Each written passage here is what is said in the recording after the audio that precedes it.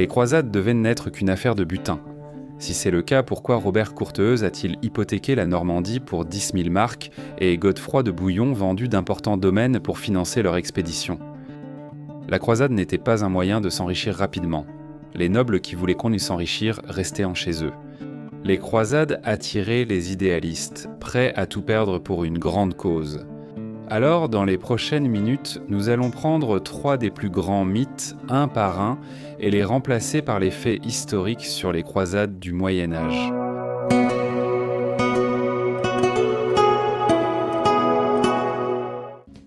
Mais avant de pouvoir aborder ces affirmations, nous devons savoir ce qu'était une croisade. Une croisade n'était pas n'importe quelle guerre menée par des chrétiens. Elle reposait sur un vœu. Vous preniez la croix, et l'Église la considérait comme une obligation religieuse contraignante, un pèlerinage armé avec des bénéfices spirituels. Par définition, une croisade était toute expédition militaire sanctionnée par l'Église comme étant sainte et méritoire aux yeux de Dieu.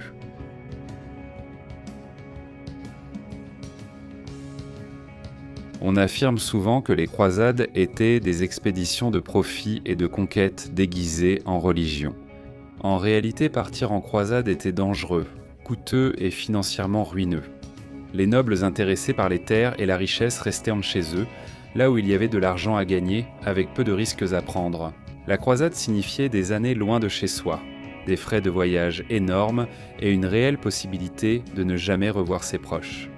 L'historien Jonathan Riley Smith, l'un des plus grands spécialistes de l'histoire des croisades, a écrit ce qui suit. Le coût de la guerre pour les individus qui prévoyèrent de partir en croisade était décourageant et il n'a cessé d'augmenter avec le temps.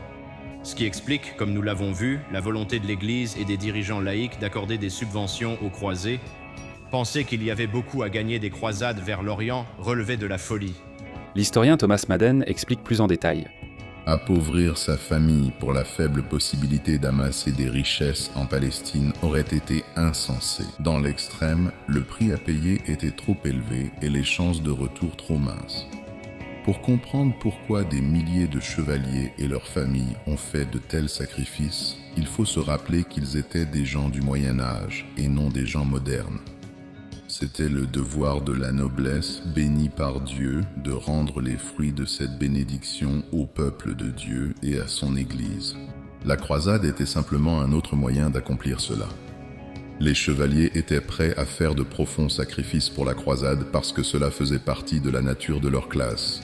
En fait, de nombreux chevaliers ont tout perdu. Les chercheurs estiment qu'il en coûtait à un chevalier moyen 4 à 5 fois son revenu annuel pour partir en croisade. Ils enduraient cela par amour de leur foi, et non pour l'argent.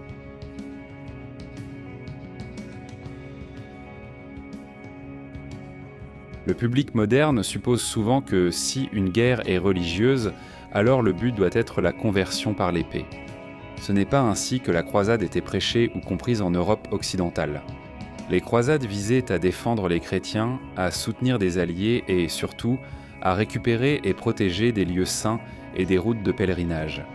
Selon Fulcher de Chartres, dans le sermon d'Urbain qui lança la première croisade, « Vos frères qui vivent en Orient ont un besoin urgent de votre aide, et vous devez vous hâter de leur apporter l'aide qui leur a été promise. Les païens ont tué beaucoup de gens, ils ont détruit des églises et dévasté l'Empire grec. Si vous leur permettez de continuer en toute impunité, les fidèles de Dieu seront attaqués bien plus largement. C'est pourquoi moi, ou plutôt le Seigneur, je vous en supplie. » Cela ne signifie pas que les croisés étaient landous. La guerre au Moyen-Âge était brutale, et les civils ont souffert comme dans toutes les guerres. Il est cependant clair que les croisades en Terre Sainte et en Espagne n'avaient pas pour but de convertir de force un grand nombre de musulmans ou d'autres groupes non chrétiens.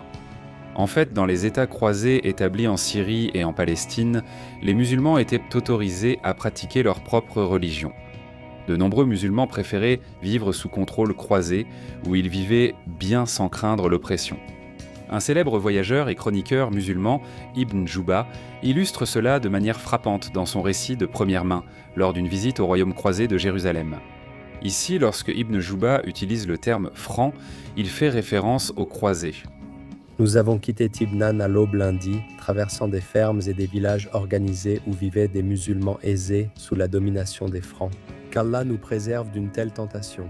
Ils laissent la moitié de leur récolte aux francs à la moisson et payent un impôt de capitation d'1 dinar et 5 kirats par personne. À part cela, on ne les dérange pas, sauf pour une légère taxe sur les fruits des arbres. Leurs maisons et tous leurs biens leur restent entièrement. Les villes côtières occupées par les Francs sont administrées ainsi, tandis que les campagnes, villages et fermes appartiennent aux musulmans.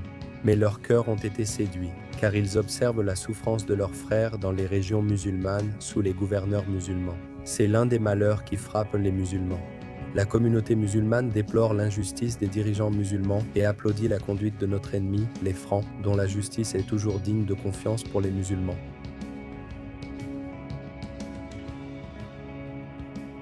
L'une des affirmations les plus choquantes est que les croisades étaient là les premières formes de colonialisme.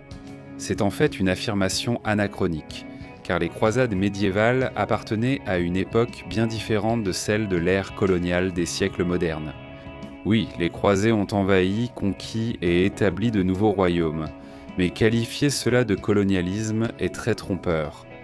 Une colonie appartient au pays d'origine, est gouvernée par ce pays et fournit des ressources à ce pays. Les États établis par les croisades avaient des liens diplomatiques et religieux étroits avec les royaumes de la chrétienté occidentale, mais ils étaient gouvernés de manière indépendante. Les États croisés n'étaient pas des colonies, c'étaient de nouveaux royaumes et comtés établis par des nobles et des chevaliers qui se sont installés et ont gouverné depuis la Syrie et la Palestine. Plutôt que des colonies, c'étaient de nouveaux États avec leurs propres identités. Les États croisés ont adopté certaines des coutumes et des mœurs occidentales provenant des pays d'origine des premiers croisés, mais ils ont aussi adopté de nombreuses idées et formes orientales. Les États croisés impliquaient une coopération étroite entre les colons occidentaux et les chrétiens orientaux locaux, qui se sont mariés avec eux et ont aidé à gérer et à défendre le territoire. Les Arméniens, les Syriens, les Maronites et les chrétiens arabes de diverses origines faisaient partie de l'administration croisée, ont rejoint les forces militaires et ont aidé à défendre les nouveaux États chrétiens établis.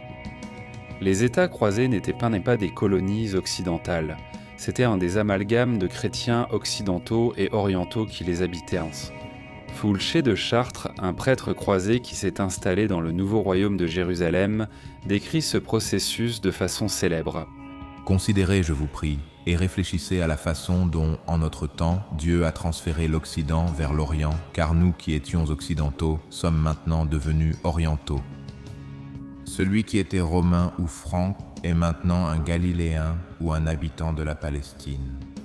Celui qui était citoyen de Reims ou de Chartres est maintenant devenu citoyen de Tyr ou d'Antioche. Nous avons déjà oublié les lieux de notre naissance. Ils sont déjà devenus inconnus pour beaucoup d'entre nous, ou du moins ne sont plus mentionnés. Certains possèdent déjà ici des maisons et des serviteurs qu'ils ont reçus par héritage. Certains ont pris des épouses, non seulement parmi leur propre peuple, mais aussi des Syriennes ou des Arméniennes, ou même des Sarrasines, qui ont reçu la grâce du baptême. Certains ont avec eux leur beau-père ou leur belle-fille, ou leur gendre, ou leur beau-fils, ou leur beau-père. Il y a ici 2 petits-enfants et arrière-petits-enfants. L'un cultive la vigne, un autre les champs. Les uns et les autres utilisent mutuellement la langue et les expressions idiomatiques des différentes langues.